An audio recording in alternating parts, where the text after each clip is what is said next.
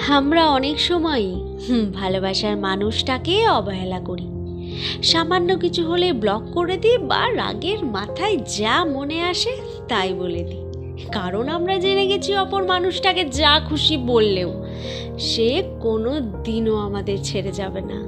আমরা জেনে গেছি যে তাকে অপমানের চূড়ান্ত পর্যায়ে নিয়ে গেলেও সে কোনো রকম কোনো প্রতিবাদ করবে না। বিশ্বাস করুন, সত্যি যদি জীবনে আপনি এরকম কাউকে পেয়ে থাকেন তাহলে আপনি ভীষণ ভাগ্যবতী বা ভাগ্যবান। কারণ নিজের আত্মসম্মানকে ধুলোয় মিশিয়ে দিয়ে নিজেকে বিলীন করে পাগলের মতো ভালোবাসতে খুব কম মানুষই পারে।